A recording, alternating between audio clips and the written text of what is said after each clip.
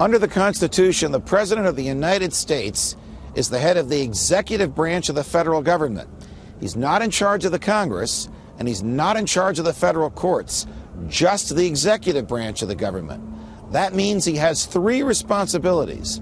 The first is to preserve, protect, and defend the Constitution itself, which guarantees that your liberties and your freedoms remain secure. The second is to enforce the laws that the Congress has written. And the third is to be the commander-in-chief of the United States military.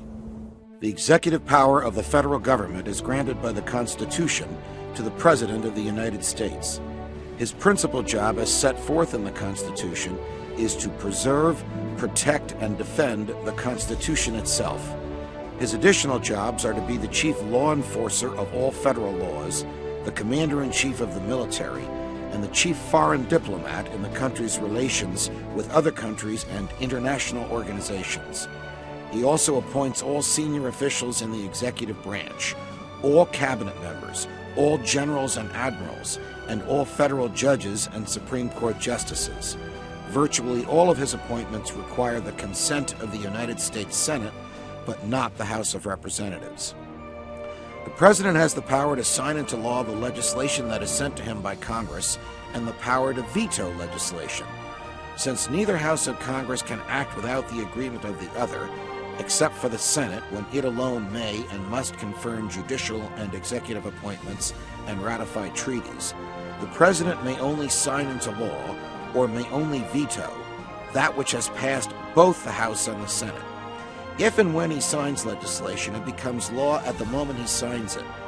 If he vetoes the legislation, it can only become law if both houses of Congress vote by a two-thirds majority of each house to override his veto. If one of the two houses fails to obtain a two-thirds vote to override his veto, then the legislation is dead for the remainder of that session of Congress.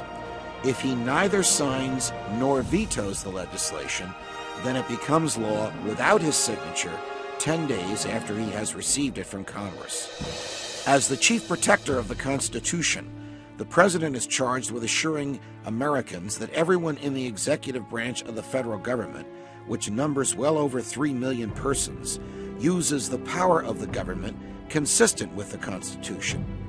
Thus, the President is lawfully required that every federal agent, whether from the FBI or the CIA or the IRS, for example, every member of the military, from the lowest private to the highest general, and every bureaucrat, whether appointed by him or employed as a life civil servant, upholds the Constitution and obeys the federal laws and the laws of the states in which they may be located.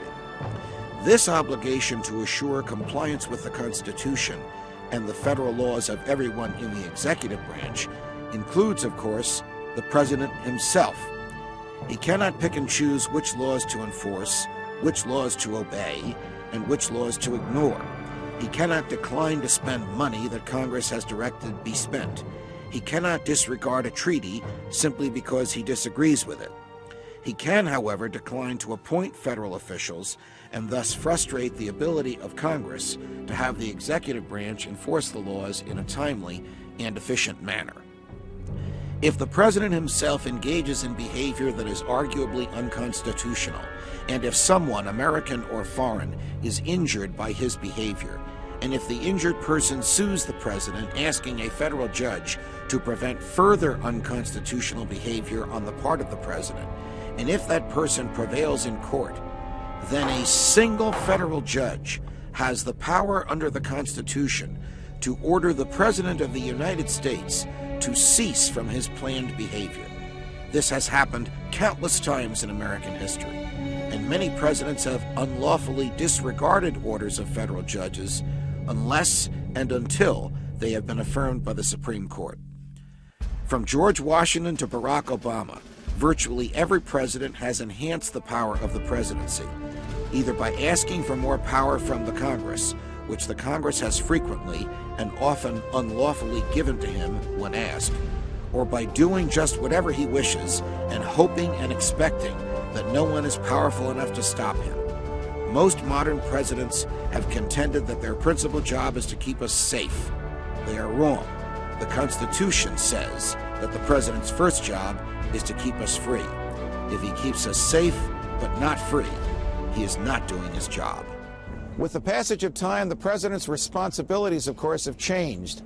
The founding fathers and President George Washington could never have imagined the presidential responsibilities of today.